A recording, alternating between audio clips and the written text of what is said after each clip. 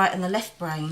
Okay. But also, I'm thinking about how the interest rate is developed when children are young in youth. Yeah. Because they've got to be taught about a desire to learn new things. Yeah. From when they're young. Yeah. But what they do, because whatever they're learning in school isn't really for them, and the educational system isn't geared towards them. That's right. That what they do is they sit round the back of a class, and their interest rate is low, and that's how they function. They function on a low interest rate, and they consistently bring that into older age. So that low interest rate is instilled from school days. So that means that low interest rate is a product of us not instilling them with interest in building their own family, community, and nation. Would you agree or not?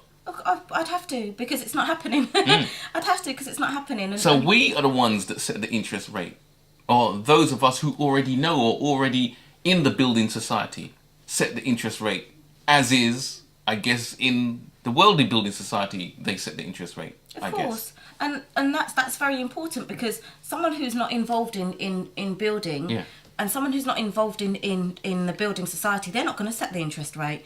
It's always, it's always going to be those who are involved in it, and it's always going to be those who have some form of interest in that, and investment. Again, it goes back to the investment. You know, what kind of investment is in there for them, and what investment. Let me write that down. Go ahead. And also what they're going to get in the future, because that investment, that's about vision, isn't it?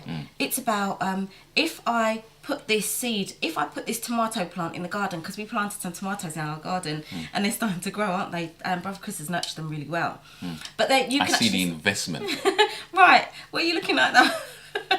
But you can actually see that they're tomatoes. The tomatoes have been they flourished, they're blooming, and you can actually see the tomatoes. So if you plant a little tomato plant, then that's what you're going to get. But if we don't plant anything, that's what we're going to get. Come on, so sister. It's about what seeds am I putting down in place, not for today, not for tomorrow, but maybe even the day after, and the day after that. So again, it goes back to investment and vision. That's right. You know, and do we have the vision to look at, okay, it may be uncomfortable now to give my children extra tutoring now for them to have a love of books, or for them to want to write, or to get them to even do some sewing. Brothers and sisters, we're looking at building society. This week's title is Subject to Status. Okay. In our definition of building society, interest is a good thing, as we have just said. However, in the worldly definition of building society, interest is seen as double jeopardy. It is double charging. It is a charge for the loan and a charge for use of the loan. In religious circles, this is known as usury, which is a sin. And I've got a little definition of usury here. Usury comes from the medieval Latin usuria, interest or excessive interest, from the Latin usa, interest, originally meant the charging of interest on loans. This would have included charging a fee for the use of money, such as at a bureau de change. After countries legislated to limit the rate of interest on loans, usury came to mean the interest above the lawful rate. In common usage today, the word means charging of unreasonable or relatively high rates of interest. As such, the term is largely derived from Abrahamic religious principles, and riba is the corresponding Islamic term. So that's the usury, which is a sin. Now, in that definition, you can see that the countries changed the meaning of it to make it legal. Because at this part where it says, after countries legislated to limit the rate of interest on loans, usury came to mean the interest above the lawful rate. Before it was just interest. Now they have a rate of interest which is okay. Above that lawful rate, they're saying that is usury. So we can have our interest up to a certain point. So they've gone in and changed the definition so that they can still take interest. Now I've got two quotes from the Holy Quran talking about usury. The first one says, those who charge riba, remember riba is usury, the Islamic term. Those who charge riba are in the same position as those controlled by the devil's influence. This is because they claim that riba is the same as commerce, That's basically what they've just done up there. Riba is the same as commerce. However, God permits commerce and prohibits riba. Thus, whoever heeds this commandment from his Lord and refrains from riba, he may keep his past earnings, and his judgment rests with God. As for those who persist in riba, they incur hell, wherein they abide forever. And that's the Quran, Holy Quran 2:275. And there's another one here, if I just quickly read that. It says, God condemns riba and blesses charities. God dislikes every disbeliever, guilty.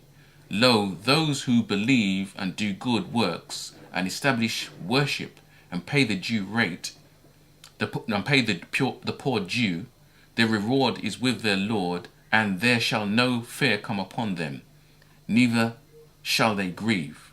O you who believe, you shall observe God and refrain from all kinds of riba. And I've underlined all kinds of riba. So there's different types of usury if you are believers. If you do not, then expect a war from God and his messenger.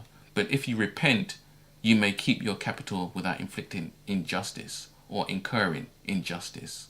If the debtor is unable to pay, wait for a better time.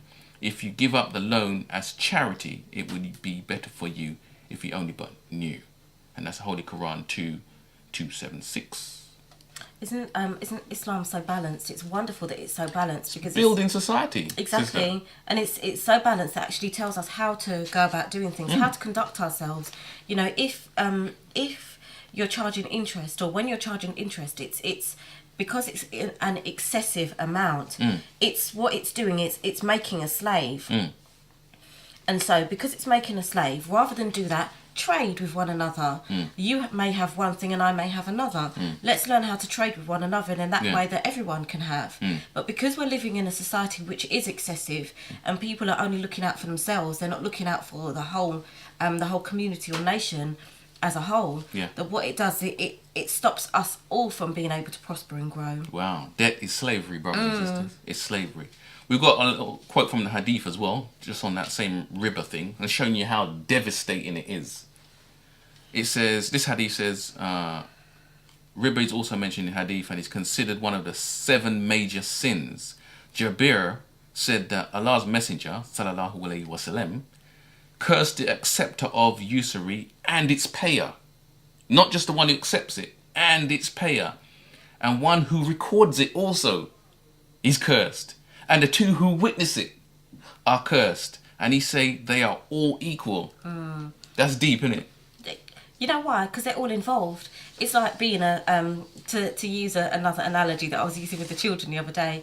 It's like being a bank robber. If someone's robbing the bank, someone's holding up the people, someone's holding the door locks, and someone's waiting in the getaway car, and the other man's waiting down the road with another getaway car. And the inside person who let them in the first place. Yeah, my mum always told me. My mum always told me that you're all guilty. If you're sitting in the getaway car waiting, knowing that they're doing something wrong, you're just as guilty as the person who's holding a gun to the other person's head.